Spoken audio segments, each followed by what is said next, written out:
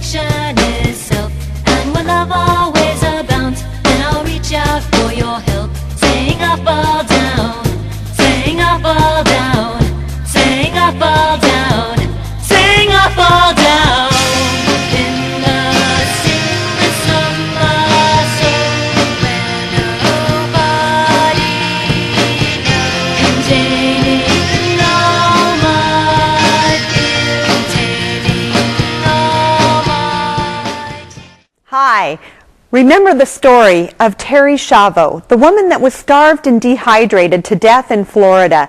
Her brother Bobby was in town at the All Life is Sacred conference last month in Portland. I got to sit down and talk to Bobby about what really happened to Terri and what their family went through. But before we do that, I want to take a look at the life of Terri Schiavo. Maybe it's a video you've never seen before. We've certainly never seen anything like it in the mainstream media. Let's cut to it right now.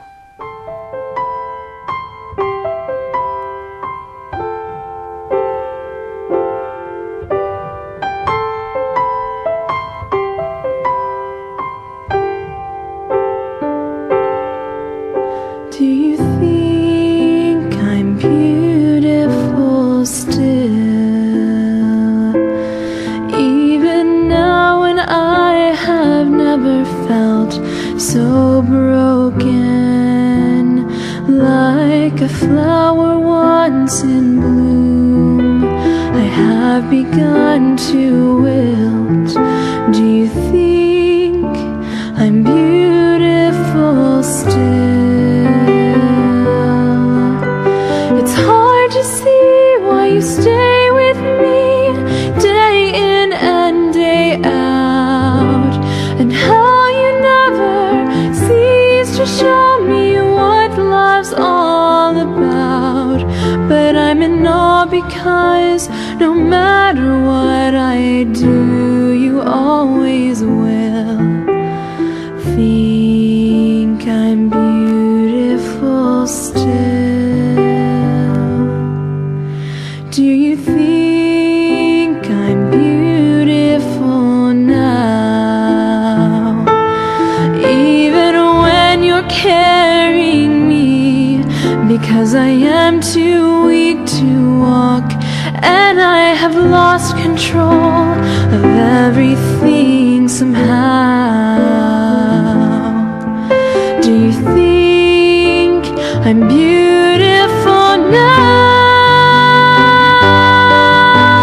It's hard to see why you stay with me day in and day out, and how you never cease to show me what love's all about. But I'm in awe because no matter what I do, you always will think I'm beautiful still. And I find myself surprised that you're still here by my side. For I can't begin to understand why you would love me at this time. I cannot see why you stay with me day in and day out, and how you never cease to show me what love's all about. But I'm in awe because no matter what I do, you always will think I'm beautiful still. Still. Please, senators, for the love of God, I'm begging you, don't let my daughter die of thirst.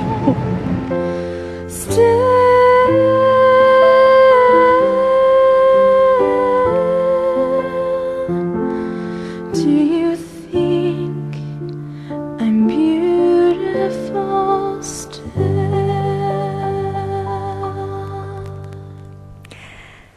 I think that is one of the most moving videos I've ever seen. It certainly was different than anything we were ever told. Terri Schiavo had a beautiful life, and it abruptly ended. Like I said, Terri's brother Bobby was in town, and we got to sit down and talk to each other about his sister and what really happened. So I'd like you to come with us to the interview at the Expo Center while we listen to what Bobby Schindler has to say. Well, we're today live again at the All Life is Sacred conference here in Portland. One of a conference that I hope is repeated again because it is awesome. And I am so excited that we have with us in Portland Bobby Schindler, who just flew on an aging piece of machinery clear across the United States from Florida to give Portland the message that I think Portland needs to hear. This is the brother of Terri Schiavo, and he has an important message because not everybody has heard the truth about what happened to your sister. And you have the truth, and this may be the only time anybody ever hears this side of the story. And if you could just take us back, I love the timeline you gave your talk. I think that is so important, and if you want to start there or you want to start earlier, whatever you think is best, but assume everyone has just been educated by the secular media on what happened to Terri. And I want you to tell them the other side.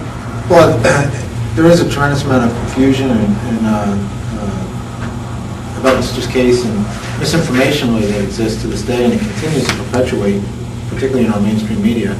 But it all started back on February 25th, 1990. Terri was 26 years old, and she mysteriously collapsed while at home alone with her husband, Michael Schiavo. We still don't know what caused that collapse, but because of that collapse, she lost several minutes of oxygen to her brain, and she suffered a severe brain injury, and from that point on was dependent on others for her care. I don't know how much you want to talk about that night, but initially we didn't know if Terri was going to live the first couple of days. And you said you were in the same complex. Same complex. I got there within minutes. Michael had called my father.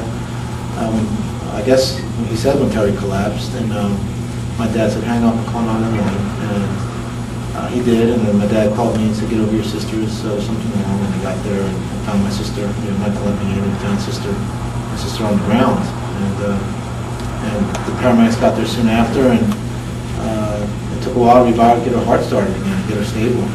But they did, and got her to the hospital. And the first couple of days we didn't know she was going to live, but she did. And she was never sick. This wasn't expected at all. No. This is out of the blue. Out of the blue. As I said, I saw my sister just a few hours earlier that evening, and she was fine. There was nothing wrong with her. She was not even a cold. No, other than she said she had been fighting with Michael all day. Because I said, are you going to go out? Okay. Are we going to go out tonight? Because Michael worked nights. He was a restaurant manager, and Terri worked days. So her nights were, it was a Saturday night. So me and my buddy were going out, and we said, are you coming out with us tonight? Because she did. She often would go out with us. We said, no, I'm going to go home. I'm going to fight with Michael, and I'm going to wait for him to get home. And that was the last time I spoke to her. I don't think that little blurb gets out very often. No. I'm glad you said it. Well, as a result of my sister's collapse, a lot of people think that she was hooked up to all types of machines and ventilators that were keeping her alive. And people don't realize from almost the beginning, the only thing sustaining Terri was what sustains all of us, food and water. The only thing keeping Terri alive was food and water, although she received it differently than we do. She had trouble swallowing because of her brain injury, so it was a feeding tube that bypassed her mouth and went directly to her stomach, and that's how she was nourished until the court said it was okay to take that away. But Terri was never dying. Her brain injury was never going to kill her. She would have lived a normal lifespan, many doctors think.